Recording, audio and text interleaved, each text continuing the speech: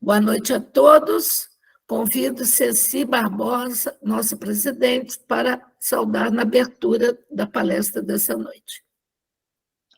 Então, boa noite a todos. É com muita alegria que nós damos início a essa palestra de hoje, com a tristeza de pensar que o curso está acabando, né? Então, são sentimentos contraditórios sempre, de início e fim de cursos.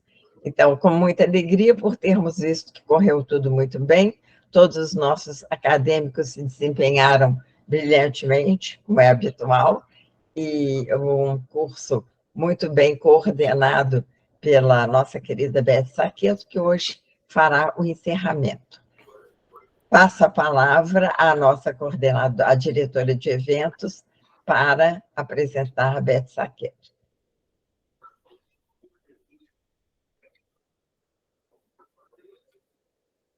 Marisa, liga o microfone. Desculpe-me.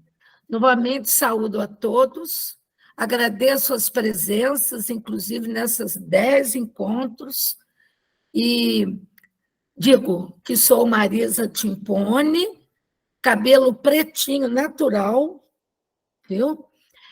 Uso óculos, batom vermelho, tez clara, estou na minha casa da cidade, ao fundo tem uma obra da Neide Perniza, que é uma das aprendizes, e hoje também artista plástica do nosso querido Petrilho, capa do nosso Juiz de Fora ao Lugar. Estou com um brinquinho preto, com blazer, um lenço, porque estou sentindo muito frio. Bem, para falar para vocês, essa noite teremos quem? A escritora, professora, importante lembrar, professora Maria Elizabeth Saqueto, que acabou de estrear para nós na literatura infantil, com uma linda tartaruguinha que me encantou desde que a conheci. A Beth, ela é natural de Juiz de Fora, Minas Gerais, graduada em letras e mestre e doutora em literatura. Ela é professora universitária. Exerceu por muitos anos a função de coordenadora do curso de letras do SES, Juiz de Fora, SES Academia, Juiz de Fora. Hoje, Uni Academia. E diretora acadêmica da mesma instituição, além de coordenadora de cultura do Colégio Academia de Comércio, onde ela foi professora da minha filha Juliana, que ama a Beth.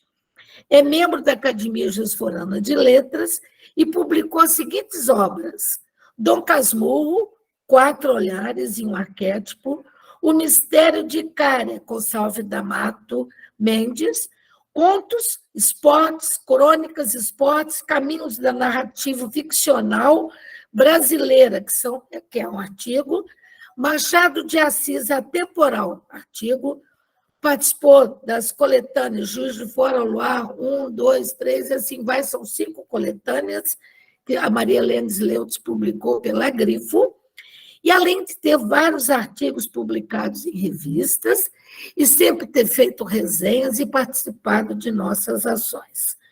O contato da Beth é mbethsaque@yahoo.com.br. Saúdo a Beth, solicito que ela comece a nos apresentar esse conto fantástico, que é O Espelho, ao mesmo tempo que ela vai desvendar a nossa alma através do desvendar machadiano. Seja bem-vinda, Beth, é com você. Solicito a todos que fechem o microfone. Boa noite a todos. Muito obrigada, Marisa, pela apresentação. Eu pedi que fosse uma apresentação muito breve, porque vocês já me conhecem, e quem quiser me conhecer mais, o Lattes está disponível para ser consultado.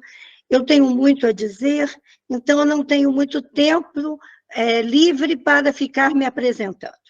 Eu vou fazer a minha autodescrição. Eu sou uma loira artificial, tenho os cabelos compridos, tenho a tez clara, a pele clara, o rosto fino, e estou usando um brinco de argola, gosto muito de me maquiar, mas não em excesso. Estou com batom vermelho, porque a Marisa obriga todo mundo a falar do batom vermelho. Estou com vestido estampado e estou na minha sala de estudos, um lugar onde eu escrevo, onde eu leio e onde eu passo o maior tempo do meu dia, é neste local. Ao fundo tem uma obra muito bonita de um pintor abstracionista, e aqui é um lugar muito aconchegante. Muito bem. Antes de iniciar a minha palestra, eu gostaria de agradecer. Então, eu tenho alguns agradecimentos a fazer, já que hoje é o fechamento do nosso ciclo de palestras, o 4º ciclo de palestras sobre Machado de Assis, da Academia Juiz Forana de Letras.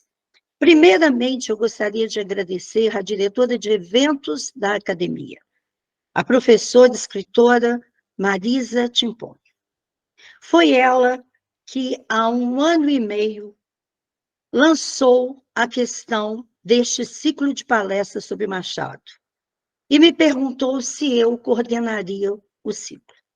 E eu falei assim: ô Marisa, você acha que eu sou a pessoa adequada? E ela disse sim. Então, eu gostaria muito de agradecer a Marisa o convite e a confiança em mim para coordenar este curso. Também gostaria de agradecer a presidente da Academia Juiz Forana de Letras, Ceci Barbosa Campos, que endossou a indicação da Marisa e confiando em mim, e deu total apoio para que eu pudesse realizar este trabalho. Gostaria de agradecer também a uma outra confreira, que é a Maria Helena Sleutz, que sempre pede, ela não entrou ainda, que sempre pede para que eu dê um curso sobre Machado. Eu não dei o curso sobre Machado, mas eu coordenei um curso sobre Machado e dei 2 palestras, ministrei 2 palestras. Gostaria muitíssimo também de agradecer aos meus amigos, confrades e confredas da Academia Juiz Forana de Letras, que apoiaram a indicação de meu nome também para coordenar este ciclo. Um especial agradecimento aos que aceitaram o convite de palestrarem neste curso, neste ciclo, partilhando seus conhecimentos sobre Machado com todos nós. E aí eu cito a minha querida Nazaré, a Maria Helena, a Marisa Timpone, a Leila Barbosa, o Guilherme, o Wagner, a Rosângela, o Pitinino e o convidado da Marisa, que foi o Luiz Almeida, que fez a 2ª palestra do ciclo. Meu agradecimento muito grande ao Carlos Frazão, que deu um suporte para o ciclo, um suporte o tempo todo, sempre disposto, sempre muito atencioso com todos nós. Muito obrigada, Frazão, pelo seu trabalho. E o meu agradecimento especial é para todos vocês, participantes deste ciclo, que prestigiaram com as suas presenças todos os palestrantes. Eu queria deixar um abraço a todos vocês. Eu acredito que Machado de Assis foi muito bem apresentado por todos que aqui palestraram, e eu espero que, de onde ele estiver, ele se sinta homenageado e amado. Bem, então vamos começar a última palestra do ciclo de palestras sobre Machado de Assis. Eu escolhi o conto O Espelho. O título é O Espelho e o subtítulo é Esboço de uma nova teoria sobre a alma humana. Machado tem um pensamento muito interessante sobre a alma humana. Ele disse: a alma humana é tão sutil e complicada que traz confusão à vista nas suas operações exteriores. E hoje nós vamos tratar justamente disso, da operação interior e da operação exterior da alma humana. Seguindo o pensamento de Hans Robert Jans, mentor da estética da recepção, todo texto se abre para o leitor. E cada leitor tem a liberdade de interpretá-lo, conforme lhe for possível. Eu vou apresentar hoje uma interpretação do conto O Espelho, mas é a minha leitura do conto. É a minha leitura. Existem outras, eu conheço algumas, mas para mim esta é muito significativa. E eu a divido com vocês que hoje me prestigiam. Eu vou começar a análise do conto, a interpretação deste conto, de uma maneira muito diferente. Então, eu vou começar assim. Espelho, espelho meu, revela-me quem sou eu. Embora alterado em sua estrutura original, este questionamento, extraído de uma das mais tradicionais histórias infantis, A Branca de Neve, dos irmãos Grimm, constitui-se como referencial de autoconhecimento de busca de identidade. Foi assim que, reiteradamente, a madrasta de Branca de Neve buscou ouvir do espelho o que desejava, não só para satisfazer-lhe a vaidade, mas para reforçar-lhe a obsessão. A imagem refletida não lhe bastava. O som, a voz do espelho, adentrava-lhe a alma, produzindo certa forma de encantamento narcisístico e de poder.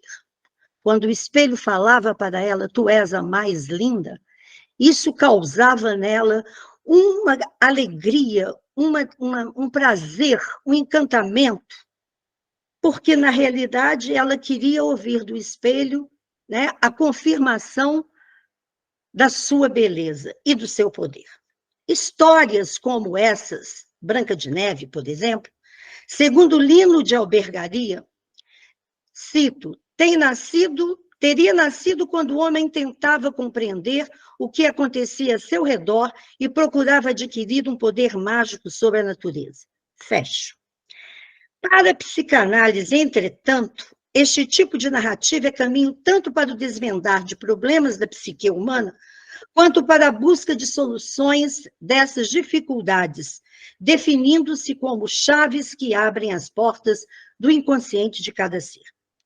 Histórias dessa natureza, independente da classificação ou mesmo da diferenciação, contos de fada, ou conto maravilhoso ou encantado, já que fazem parte do mesmo universo, remetem-nos a um imaginário que se define como fruto da capacidade humana, tanto de criar situações inventando-as, quanto de se relacionar com o mundo sensível.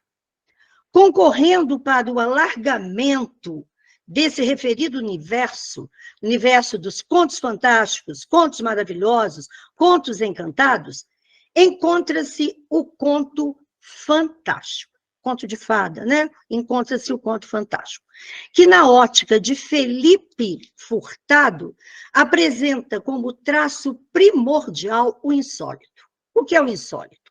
O insólito é um elemento diferenciador, é um elemento estranho, é um elemento diferente. Ou seja, a encenação invariável de fenômenos ou seres inexplicáveis e, na aparência, talvez até sobrenaturais. O espelho na Branca de Neve é o insólito. E nós vamos ver que o espelho, no conto O Espelho de Machado de Assis, é o insólito. Na narrativa fantástica, o desejo é que o insólito promova um questionamento sobre a realidade circundante. Os que dedicam aos estudos das letras e acompanham o desenvolvimento da produção literária brasileira, especialmente da prosa do século XX, constatam que muitos escritores brasileiros vêm construindo suas narrativas tendo como base essa característica.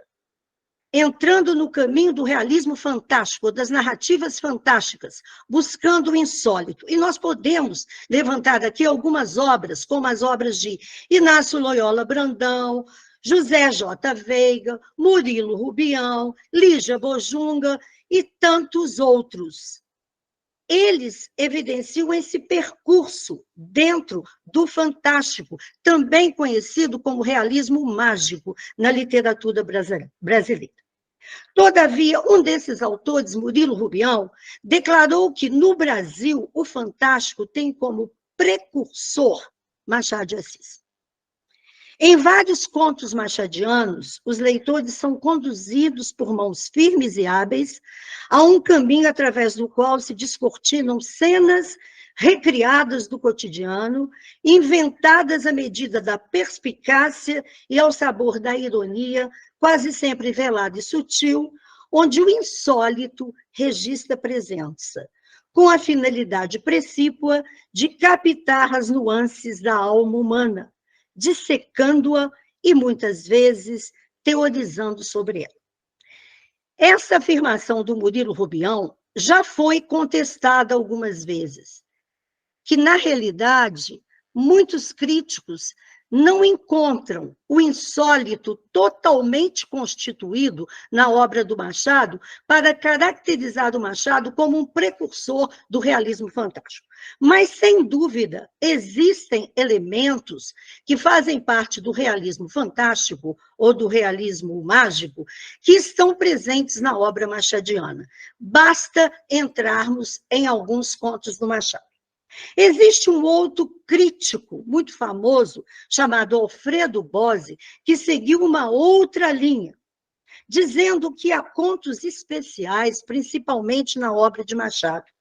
E ele passou a tratar esses contos da obra de Machado como contos-teorias, a partir justamente da publicação de Papéis Avulsos, em 1882, neste livro, encontra-se o conto O Espelho. Dentre esses contos, o Bozzi destacou o que seriam os contos-teorias. O Alienista é um conto-teoria. Teoria do Medalhão é um conto-teoria. O Segredo do Bonzo é um conto-teoria. A Sereníssima República é um conto-teoria. A Igreja do Diabo é um conto-teoria. O Conto Alexandrino é um conto-teoria. E O Espelho é um conto-teoria, dentre outros. Na realidade, o Bozzi nos diz o seguinte, vou citá-lo: o tom que penetra esses contos-teorias não é rigorosamente o sarcasmo do satírico, nem a indignação, nem a ira santa do moralista, nem a impaciência do utópico. Diria, mais bem, que é a amargura de quem observa a força de uma necessidade objetiva que une a alma mutável e débil de cada homem ao corpo, uno, sólido e ostensivo da instituição. Bozzi, na realidade, procura estabelecer uma relação claramente no campo sociológico entre o sujeito histórico daquela circunstância e, de outra parte, as instituições sociais, localizando a novidade do conto machadiano na formulação literária das mediações entre um e outras. Quer dizer, a questão da alma humana, a questão do ser humano inserido em sociedade. Essas instituições são as instituições sociais nas quais os seres humanos se inserem. Em O Espelho, Machado de Assis justifica o seu propósito de teorizar no subtítulo: Esboço de uma nova teoria da alma humana. E para alicerçar sua investigação, o bruxo do Cosme Velho propõe ao leitor um retorno à eterna tentativa de entendimento da psique humana, valendo-se de uma personagem, João Jacobina, mais conhecido como Jacobina, que é o protagonista do conto, e também de um objeto. Então, é um Jacobina e um objeto, que se construirá no qual se construirá a essência dessa proposição. Esse objeto é um objeto fantástico, desempenhará uma função fantástica, e este objeto é o espelho.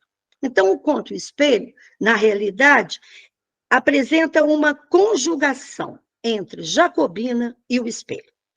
Tal parceria personagem-espelho, já enunciada anteriormente, ao reportar-nos a história de Branca de Neve, constitui-se, segundo uma grande estudiosa de Machado de Assis, Ana Cristina Costa Val, como a metáfora da relação homem-sociedade, que se desdobra na dualidade, aparência-essência.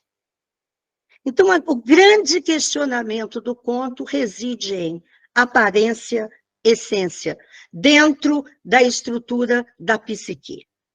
O que o ser humano aparenta ser para satisfazer convenções, bular preconceitos, dar vazão à sua capacidade de imaginação, ou para atender aos anseios daqueles com quem convive, é uma coisa. E o que ele realmente é? Aparência e essência. A refletir imagens, dando-nos conta do que por nós mesmos não podemos captar, encontra-se o espelho. Para os que narcisisticamente excedem-se em paixão pela própria imagem, ele, o espelho, é o artífice a gerar encantamento. Por quê? Porque ele diviniza o observado a ponto de turvar-lhe a visão, impedindo-o de reconhecer a verdade, a efemeridade do que a enganosa nitidez do espelho refaz. Há, entretanto, aqueles que procuram, no poder do cristal, que reproduz o tangível, apenas uma confirmação daquilo que certamente sabem sobre a ação do tempo a marcar-lhes o invólucro da essência do ser. Porque ninguém fica eternamente belo, ninguém fica eternamente jovem. O tempo passa e o espelho que nós vamos consultar vai registrar isso. Refletir o exterior é bem mais fácil que fazê-lo interiormente. O espelho reflete sempre o exterior. O que reproduz o materialmente sensível quase nunca consegue registrar o que se oculta por detrás da aparência. As contradições que paradoxalmente registram-se na trajetória existencial exigem do ser humano a habilidade para conjugá-las, anulando-lhes o efeito destruidor. Aparência, essência, corpo, alma, matéria e espírito são as antíteses que conferem ao homem, ao mesmo tempo, o sabor e o saber, já que tanto sabor e saber têm a mesma origem latina, de suas limitações, provocando-o para a busca de respostas e de caminhos. Essas questões, inerentes à natureza humana, são suscitadas por Machado no conto O Espelho, que muitos classificam como conto fantástico, apesar de tudo que eu já disse, e que, originalmente, foi publicado no jornal Gazeta de Notícias, no dia 8 de setembro de 1882, e, neste mesmo ano, passou a fazer parte da antologia Papéis Avulsos. Então, vamos agora estruturar este conto. O conto se estrutura em dois níveis narrativos. O primeiro nível é uma narrativa moldura. O conto começa com um narrador em terceira pessoa, heterodiegético. Ele não é personagem, ele é observador. Esse narrador introduz a história, dizendo que 4 cavaleiros conversam e que um quinto observa. Certo? Nós temos um segundo narrador. É a narrativa encaixada, é o protagonista, é o quinto cavaleiro. Ele toma a palavra quando a discussão recai sobre a alma humana. Ele estava observando os 4 discutirem. Quando a questão cai sobre a alma humana, ele toma a palavra e, sem aceitar réplicas, ele narra em primeira pessoa uma experiência que ele vivenciou. Ele é um narrador autodiegético. Ele é um narrador em primeira pessoa, ele é o protagonista, está contando a história dele, tem o domínio total da situação. O narrador autodiegético sobrepõe-se ao narrador heterodiegético, mas, no final, o narrador heterodiegético entra, emoldura a narrativa e a encerra. Esse é o esquema narrativo do conto O Espelho. A história começa, portanto, com um encontro em uma noite numa casa do bairro de Santa Teresa, 4 amigos discutindo questões filosóficas, tinham cerca de 45 anos e debatiam efusivamente, enquanto Jacobina assistia à discussão, intervindo pouco e pontualmente. Cabe ressaltar que a ironia machadiana se faz presente em detalhes que podem passar desapercebidos, como, por exemplo, a discussão entre os 4 amigos sobre um assunto que eles não dominavam. Isso é muito interessante. Nós chamamos isso de discurso vazio ou a ignorância.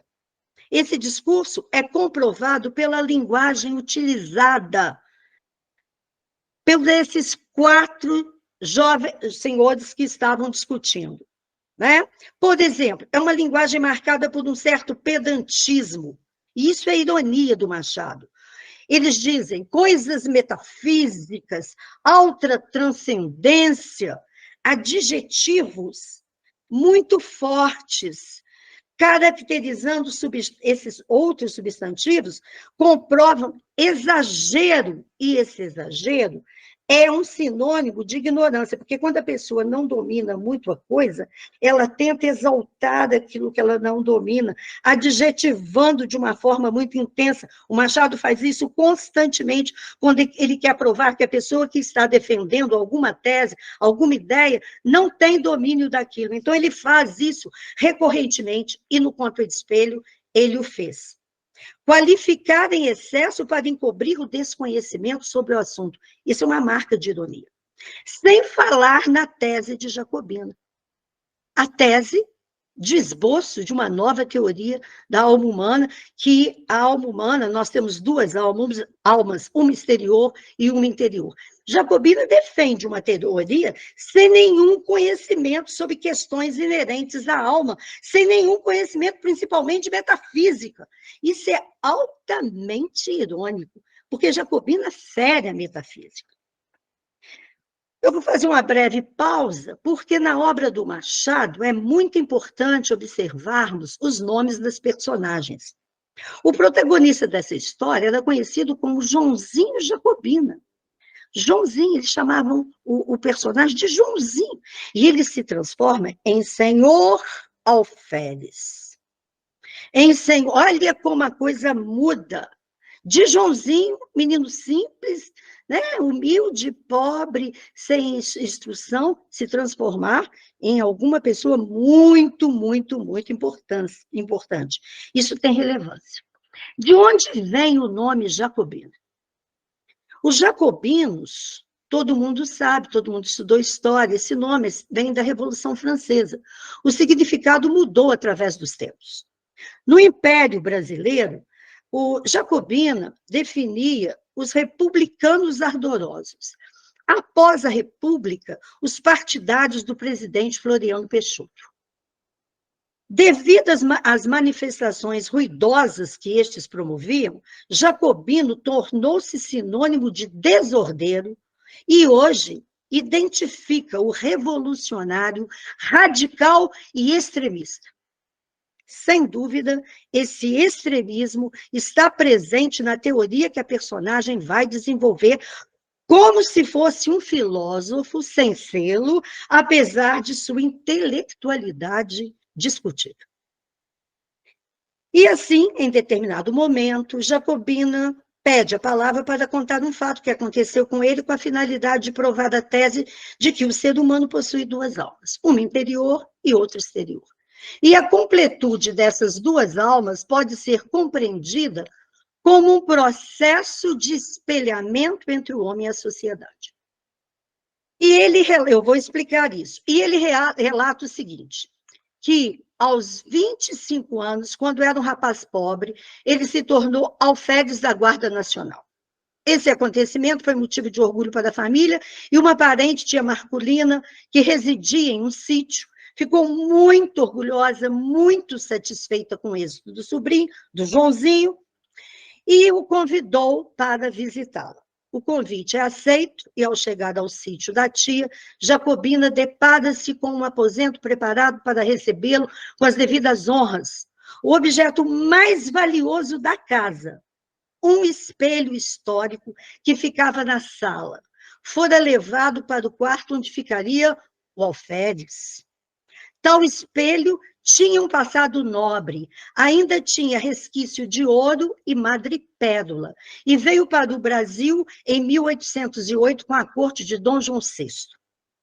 Por mais de um mês, o jovem alferes desfrutou dos cuidados da tia e dos escravos que serviam a casa, mas Marcolina foi obrigada a viajar para cuidar de uma filha doente, e Jacobina ficou com os escravos que, após a partida da tia Marcolina, fugiram levando tudo, até os cães, e deixando o alferes completamente sozinho. Perturbado pela solidão, Jacobina não se sente mais importante e já não se fita mais no espelho, pois todas as vezes que o faz, o registro da imagem é, segundo ele, nas palavras dele, uma figura vaga, difusa, sombra de sombra. Ele não se reconhece mais. Jacobina se lembra de que havia colocado na sua bagagem a farda de alferes e decide vesti-la e olhar-se no espelho que lhe devolve a imagem perfeita, precisa, chegando à conclusão de ter encontrado a sua alma exterior, que supostamente havia perdido. Vestindo e desvestindo a farda de alferes da Guarda Nacional e mirando-se no espelho, ele consegue enfrentar os dias de solidão. Feito este relato, sem dar condição de questionamento, Jacobina se levanta e sai, deixando os amigos perplexos, em misterioso silêncio e reflexão. O que seria essa alma interior? O que seria essa alma exterior? Visando, ironicamente, a promover uma nova teoria sobre a alma humana, Machado nos presenteia com a história de Jacobina que, ao ser nomeado alferes da Guarda Nacional, perde a consciência de sua individualidade, subtraindo-se para assumir a sua função na sociedade e se deixar reconhecer pela função, e não por ele mesmo. Por acreditar-se alferes, a crença lhe imprime essa marca, impedindo-o de estar consigo mesmo. Esse é o alicerce do conto, cujas bases fundamentarão a reflexão proposta. O homem possui duas almas, a alma exterior e a alma interior. Machado retoma a clássica questão do duplo, da duplicidade, tema profundamente presente no romantismo alemão, que não escapou ao próprio Freud e que Machado intensifica e radicaliza a partir da nova concepção estética, que é o realismo. E ele redimensiona isso pelo pensamento de Schopenhauer ou mesmo de Nietzsche. Citando uma passagem da obra, cada criatura humana traz duas almas consigo, uma que olha de dentro para fora, outra que olha de fora para dentro. A alma exterior pode ser um espírito, um fluido, um homem, muitos homens, um objeto, uma operação. Há casos, por exemplo, em que um simples botão de camisa é a alma exterior de uma pessoa. Está claro que o ofício dessa segunda alma é transmitir a vida como a primeira. As duas completam o homem, que é, metafisicamente falando, uma laranja. Olha como Jacobina simplifica uma questão metafísica.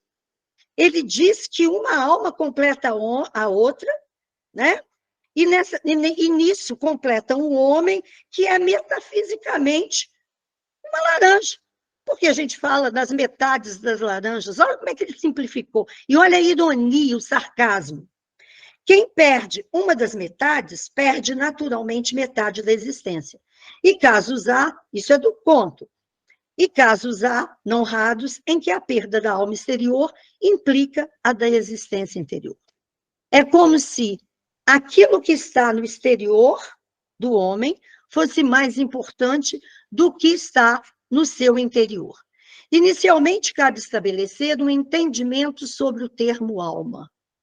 Considerado o mesmo que psique, a alma, segundo Jung, relaciona-se à atitude interior, ou seja, e cito, a atitude que a consciência assume em relação ao inconsciente, e, mais em geral, a atitude que o sujeito assume em relação ao próprio mundo interior e à própria vida privada.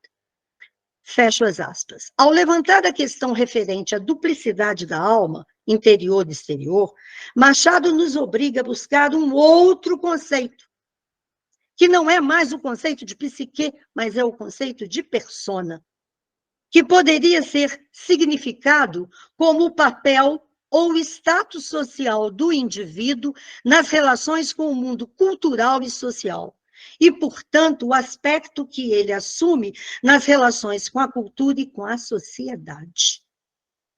Vou citar outra passagem do conto. Agora, é preciso saber que a alma exterior não é sempre a mesma. Há cavaleiros, por exemplo, cuja alma exterior, nos primeiros anos, foi um chocalho, um cavalinho de pau, e mais tarde uma provedoria de irmandade, suponhamos. Pela minha parte, conheço uma senhora, na verdade, gentilíssima, que muda de alma exterior 5, 6 vezes por ano. Durante a estação lírica, é a ópera, cessando a estação, a alma exterior substitui-se por outra, um concerto, um baile no cassino, a Rua do Ouvidor, Petrópolis, e vai por aí afora. Então, é muito mais importante o que se vive exteriormente do que se tem interiormente. A teoria que se esboça no conto Espelho constrói-se indubitavelmente na relação entre alma e persona. Na realidade, a narração de Jacobina registra um fato cuja essência insere-se nesse segundo conceito, persona. A imagem ou a máscara que o ser humano incorpora e mostra externamente, muitas vezes sobrepujando e anulando o que existe interiormente.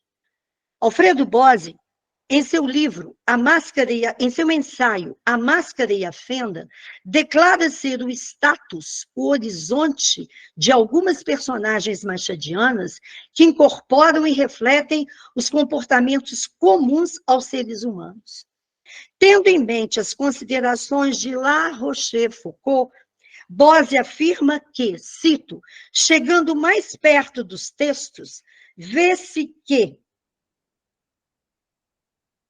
a vida em sociedade, segundo a natureza do corpo, na medida que exige máscaras, vira também irreversivelmente máscara universal. Quer dizer, viver em sociedade é viver mascarado.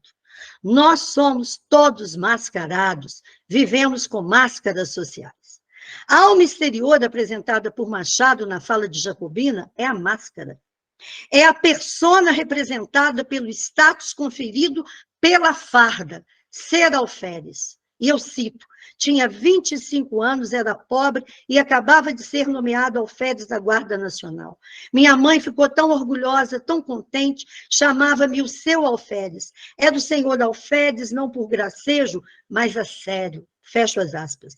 Na realidade, ele, Jacobina, só se via no espelho como reflexo da visão que as pessoas tinham dele. Ele necessitava ser o alferes, porque só assim ele existia para si e para a sociedade. Principalmente por não conseguir se desfazer da vaidade alimentada pelos elogios e bajulações.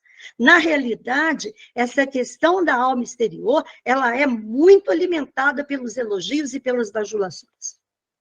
A busca de entendimento da alma humana encontra sua metáfora na situação proposta por Machado e narrada por Jacobina. A necessidade do autoconhecimento evidencia-se no relato da personagem, e para tal, ela se vale de uma imagem, de uma máscara, a do alferes. Eu vou citar um professor que deu aula para mim sobre psicologia junguiana, O Jorge Braga, ele disse uma coisa interessantíssima. Dessa forma, o logos da alma, ou o seu verdadeiro discurso, será sempre num estilo imagético, um relato, uma metáfora. Então, vejam bem como a questão das máscaras, a questão da persona, das imagens que nós construímos e que as pessoas constroem em relação a nós, são consideradas importantes por nós. A metáfora, ou melhor, a alma como metáfora, assume uma função psicológica determinada e acaba por demonstrar a maneira de atuação da alma.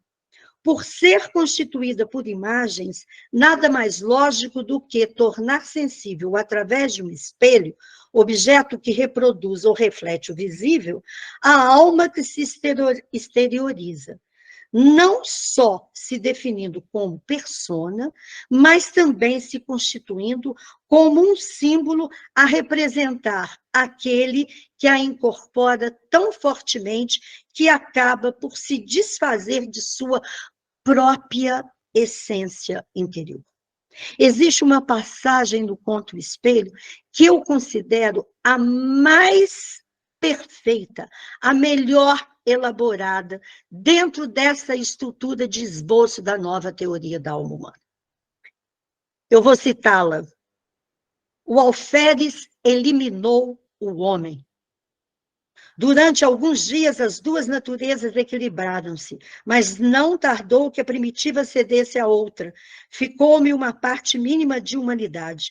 A única parte do cidadão que ficou comigo foi aquela que entendia com o exercício da patente. A outra dispersou-se no ar e no passado. O alferes eliminou o homem. A farda, o exterior, eliminou o interior. Não havia nada no interior, só havia o exterior, só havia aquilo que a sociedade via dele.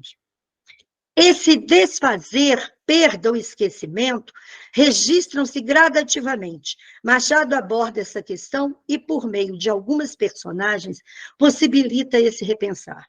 Sobre isso, John Gladstone, de Liverpool, declara que Machado se limita a indicar que a maioria das pessoas nunca chega a ter a mais leve pretensão à liberdade, escolha, individualidade ou alma. Quanta gente anula sua alma interior por causa de sua alma exterior, por causa das máscaras, por causa da pessoa. A consciência da alma interior nem sempre é atingida por estar subjugada à determinação da alma exterior.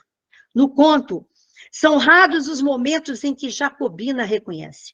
Para torná-la sensível, faz-se necessário algo que provoque e instigue a sua percepção.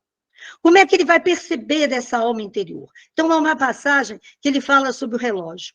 O relógio, com sua voz martelada, promove essa consciência. Cito: as horas batiam de século a século no velho relógio da sala, cuja pêndula, tic-tac, tic-tac, feria-me a alma interior como um piparote contínuo da eternidade. O relógio fazia-lhe retornar à alma interior.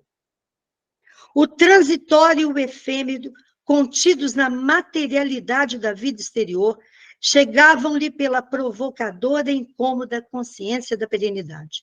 Desfazendo-se da prisão das convenções cotidianas, marcadas pela farda, pela visão da persona, em sono, Jacobina encontra-se livremente com a sua essência. Quando ele dormia, a alma interior, ele se libertava da alma exterior e aí ele tinha a sensação da alma interior. Então ele diz, dormindo era outra coisa. O sono dava-me alívio, não pela razão comum de ser irmão da morte, mas por outra. Acho que posso explicar esse fenômeno.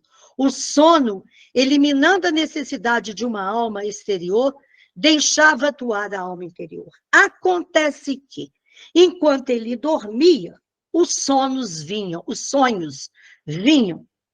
Entretanto, rapidamente, a sensação de desopressão se esvai, cedendo espaço à angústia manifestada nos sonhos. Nos sonhos, ele incorpora novamente a alma exterior, que visitam a personagem, trazendo-lhe novamente a imperiosa presença da alma exterior. E eu cito: Nos sonhos, fardava-me orgulhosamente no meio da família e dos amigos que me elogiavam, o garbo, que me chamavam alferes. Vinha um amigo de nossa casa e prometia-me o posto de tenente, outro de capitão ou major, e tudo isso fazia-me viver. Mas quando acordava, dia claro, esvaía-se com o sono a consciência do meu ser novo e único, porque a alma interior perdia a ação exclusiva e ficava pendente da outra, que teimava em não tornar. Não tornava. Eu saía fora, a um lado e outro, a ver se descobrira algum sinal de regresso. Nada. Acordado era a alma exterior. Jacobina é um instrumento usado por Machado para pôr em discussão questões muito relevantes. Primeiramente, a questão social, bem representada no conto pelo impasse entre o valor que é dado à aparência, aos julgamentos sociais, às máscaras trocadas nas diferentes situações de vida, ao que se esconde de todos, mas que não se consegue ocultar de si mesmo. Por trás dessa questão, o ser humano, como marionete social sempre à mercê das convenções, encontra-se outra que emerge deste contexto, reforçando a precariedade psicológica do homem. Entretanto, além dessas, com sutil ironia, o bruxo coloca na berlinda a metafísica ao dualizar a alma, contrapondo em sua tese a essência dessa questão, principalmente porque a metafísica, essa vertente filosófica, caminha no entendimento da alma como una, indivisível e passível de ser explicada pela razão. As dualidades, aparência e essência, ter e ser, são os nortes deste conto, que ainda levanta a questão da hipocrisia social que sufoca a verdade, reforçando, por meio das duas almas, uma crítica à obsessiva fixação da sociedade nos aspectos exteriores da condição humana, e não na sua conduta moral, que é a sua riqueza interior. O conto, O Espelho, abre-se como provocação para o leitor pensar sobre a vida, a existência, o contexto social, psicológico, físico, metafísico, que dimensionam o universo humano. Esta é a minha análise do conto O Espelho. Mas eu gostaria de concluir este ciclo falando um pouquinho sobre o Machado. Segundo Bakhtin, no artigo O Autor e o Herói na Atividade Estética, presente no livro Estética da Criação Verbal, quando o autor cria, essa criação está no objeto ao qual ele deu forma. E ele só vê, cito Bakhtin, o produto em devir de seu ato criador e não o processo psicológico interno que preside a esse ato. Fecho. Sem dúvida, todo autor só pode nos remeter à sua obra, e é, de fato, apenas nela que nós vamos procurá-lo. Então, nós só vamos conseguir encontrar Machado na obra dele, ou qualquer outro escritor. Os textos machadianos da maturidade literária marcam-se acentuadamente pela observação psicológica das personagens. E esta fase poderia ser entendida não como um realismo normal, mas como um realismo cético. Porque Machado era cético em relação à natureza humana. Quanto mais lemos esses textos, mais aspectos psicológicos das personagens afloram, confirmando uma literatura que realça essa questão, o mundo interior das personagens. E a vida passa a ser apresentada sob o ângulo do conflito, da ambivalência, da duplicidade, dos antagonismos mal entendidos nas relações humanas. Machado trouxe para a cena literária o homem médio, e o lado trágico de suas relações com a sociedade, deste homem com a sociedade. Essa tragicidade também presente em Shakespeare, de quem Machado foi um leitor fervoroso, nos fala de um ser humano permanente acossado pelos outros, pelas forças da natureza e principalmente pelo mundo interior. Machado merece estar na galeria dos grandes escritores da literatura mundial, principalmente porque, até hoje e sempre, manteve, mantém e manterá seus leitores através de um estilo elaborado, da ironia sutil, do pessimismo disfarçado, presos às suas tramas e personagens que representam o que acontece a todos nós humanos, sob o signo da repetição, porque isso se repete na vida humana. Neste ciclo de palestra, foi possível perceber questões que emergem dos textos machadianos, como o ciúme, a ganância, a vaidade, a inveja, a loucura, o preconceito, a competição, o sadismo e tantas outras questões que apresentam aspectos da subjetividade humana. Personagens de dramas psicológicos são os que mais permitem ao leitor produzir a identificação. Quanto maior do conflito, maior a identificação, maior o efeito catártico. Nazaré falou sobre a catarse do escritor e a catarse também do leitor. A criação literária é sempre uma tentativa do escritor de negação e superação de sua incompletude, de sua dor, de seu sofrimento, de suas frustrações. Nessa sublimação, que é o ato de escrever, ele entrega sua obra ao leitor com desejo de transformação da vida, mesmo que ficcionalmente. Isso Machado fez com maestria. Bravo, Machado! O grande. Obrigada. Bravo, Beth, a grande. Olha, com esse brilhantismo que pudemos vivenciar essa noite, regado de muito conhecimento, de muita teoria, uma leitura autêntica, uma leitura da Beth, obviamente que deixa um dialogismo o tempo inteiro com os grandes críticos, retomando o nosso grande estudioso Bose, que sempre nos orientou.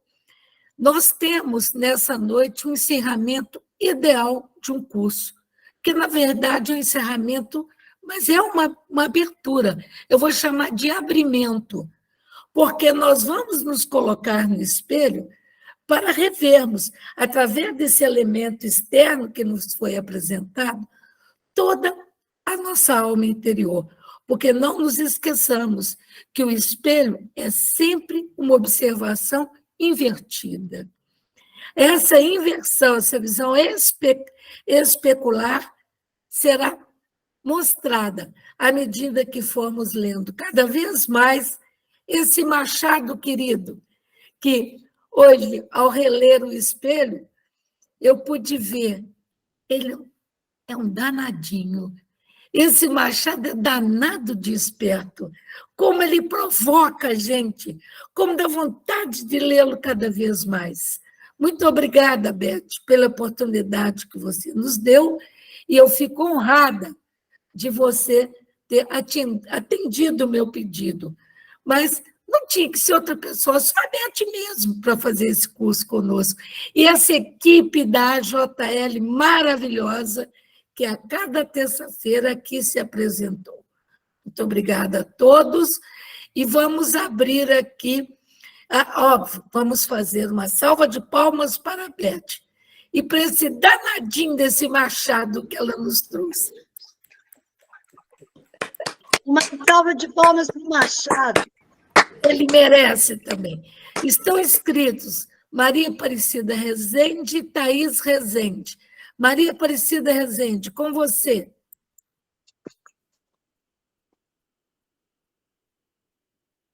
Aparecida. Ô, Cida, cadê você? Está fechado o seu microfone. Cida, ela não está vendo, eu vou passar para o próximo inscrito. Thaís Rezende. Depois a Ceci também se inscreveu, José Heleno se inscreveu. Thaís Boa Rezende. noite. Boa Tô noite, aqui, Thaís. boa noite, estou aqui no escurinho, não reparem não, mas é que eu estou com suspeita de Covid, aí estou aqui acamada. Parabenizar a Beth mais uma vez, sempre excelente, muito elucidativo, né, Beth, sua apresentação.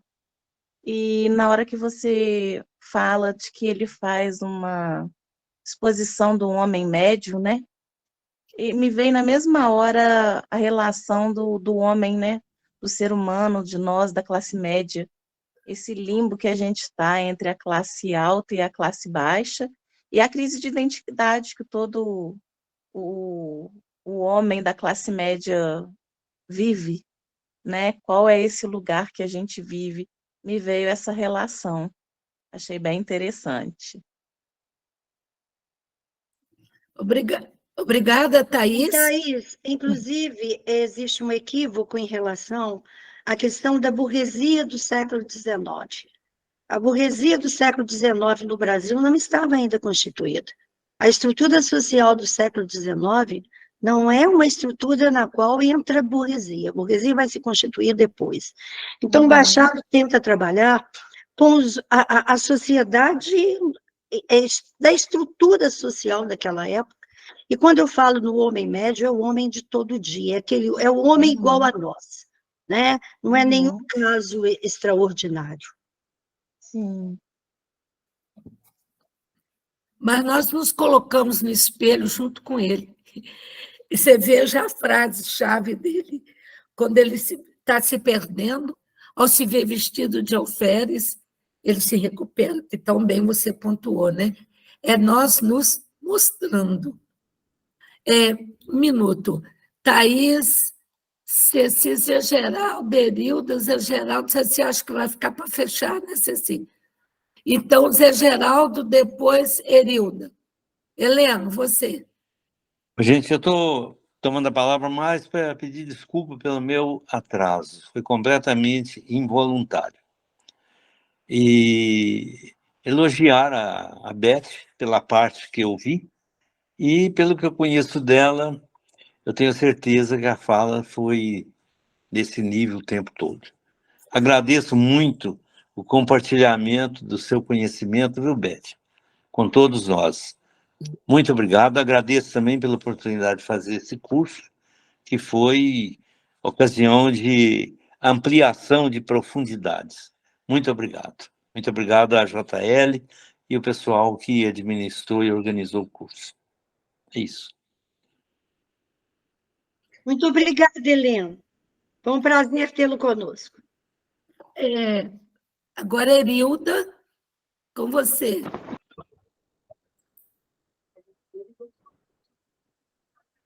Está muito baixo o som. Está muito baixo o som, Erilda.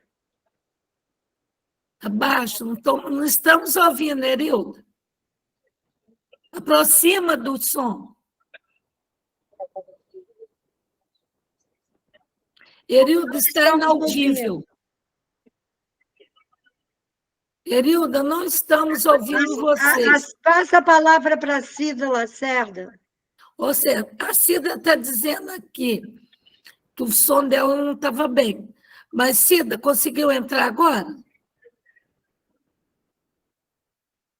Não. A Cida também está não. Com o microfone, a Cida está com o microfone fechado. Está fechado. Eu a chamei e ela não atendeu. Há vários comentários mais do que elogiosos no chat, e o último aqui foi do Arnaldo, dizendo que o curso é excelente. Obrigada, Arnaldo. Obrigada a todos. Vamos passar para a Ceci, que está inscrita aqui agora, se eu estou vendo todos. Erilda, feche seu microfone e volta depois, que seu som está inaudível. Ceci, com você. Bom, então, antes das minhas palavras finais de encerramento, mais uma vez, cumprimentar entusiasticamente a Beth, que é sempre um prazer enorme ouvi-la e uma ampliação que ela dá aos nossos conhecimentos enorme, sem dúvida. Realmente, esse conto é muito interessante, a atualidade dele, eu fiquei pensando na questão, toda essa ânsia por ostentação, por aparecer pela aparência, né? Impressionar pela aparência, seja por excesso de felicidade ou de riqueza. Então, isso tudo está presente então, no mundo atual. Então, é interessante como é que o Machado teve tanta perspicácia para analisar o ser humano, de modo que ele se torna completamente atemporal. Outra coisa muito interessante é pensar nessas afinidades que ele teve com Shakespeare, porque realmente nós vemos, tanto no Otelo, que existem inclusive vários trabalhos, né, de Brasília no Otelo, etc., a respeito disso, com o Rei Lear, também, mais uma vez, mostrando essa questão da aparência, a questão do ser e do parecer. Então, acho incrível, e para mim, esse ciclo não está se encerrando. Para mim, ele está iniciando um novo ciclo, porque despertou uma vontade enorme de ler mais Machado, tudo que eu não conheço, e reler o que eu já li. Então, realmente, eu acho que ele está marcando um início para mim. Beth, muitíssimo obrigada. Foi maravilhoso ter você aqui conosco.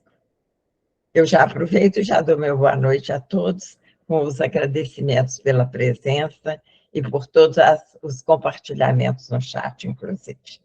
Muito obrigada, Marisa, você sempre presente nessa sua função aí tão difícil de abrir a sala e contornar as situações todas, desde o princípio, né, das nossas sessões virtuais. Então, muito obrigada a todos. Muito obrigada, Ceci. É um comentário do Zé Renato aqui no chat, assim, a JL está de parabéns por mais esse ciclo de palestras. Então, tivemos 4 e mais 3 sobre Juiz de Fora. Então, já 7 ciclos, meu Deus. Parabéns, Beth, pelas 2 palestras e pela coordenação. Parabéns, Marisa, por sua atuação. Parabéns, Ceci, por sua condução à frente da JL. O Tadeu fala, concordo com a Ceci, a minha sensação também é essa, é que estamos abrindo um novo ciclo, foi que há pouco eu disse, né? Isso que, na verdade, esse é o foro de discussão que a gente precisa de ter quando tem um trabalho em grupo, estudo, essa ânsia de mais ver, de mais querer, de mais perceber. E é importante que a JL está suscitando isso em nós. Quer dizer, é vida, está suscitando vida em nós, vontade de aprender. Mesmo nos meus 71 anos, eu quero reler o Machado todinho, não é? Bem, gente, tem mais alguém inscrito? A Erilda continua com a mãozinha levantada, Erilda, mas seu som não aparece. Tente abrir o microfone. Não sai. Seu som não está saindo. Desculpa, a gente agradece sua Marisa, participação. tem a Monique. Monique, não está aparecendo aqui no meu. Então, Monique, cadê Monique? Olá. Oi, conseguiram me ouvir? Sim. Então, eu vou ser rápida. Eu quero agradecer Você a está todos. debaixo da minha imagem, Monique. Eu gostaria de agradecer a todos por essa palestra riquíssima, porque muitas das vezes é uma coisa... E, assim, eu conhecia algumas coisas de Machado, mas até então eu não tinha, e assim, durante esse período eu recebi um presente, como eu tinha dito nos outros encontros, que foi ganhar livros físicos, que até então eu não tinha. Então, assim, nossa, para mim foi muito bom. E entender que conforme vocês estavam falando nas palestras, explicando, assim, a nossa perspectiva quando lê é outra, entende? Parece que amplia o nosso horizonte de entendimento. E nessa última palestra, agora, que a professora estava falando, muitas coisas que ela me falou, muitas coisas que ela falou aí, me lembrou muitos itens da filosofia grega, porque eu faço grego, entende? Então, isso para mim foi muito legal. Muitas coisas de Machado conversa, entende? Conversa com essa questão da espiritualidade, da dualidade. Foi muito bom, foi muito rico. Eu só tenho a agradecer vocês, tá bom? Muito obrigada, Monique. Obrigada, Monique. Me deu vontade de saber de onde você é. Eu sou de São Gonçalo, Rio de Janeiro. Do Rio de Janeiro. Ótimo. Marisa, o Zé Geraldo está com a mão levantada, mas ele já falou. A Elisa não está conseguindo falar. Não. O Tinini está com a mão levantada. Nós já estamos 8h05. Eu tentei cumprir o horário certinho, não extrapolar, né? Fiz um planejamento para que não passasse, para que as pessoas pudessem falar, se expressar. Acho que o Pitinini quer falar, não sei. Ele está inscrito. Quer falar, Pitinini? Claro. Porque eu vou solicitar depois do Pitinini que a gente se despeça e vou pedir ao Frazão para parar a gravação. Tá? Rapidinho. Você.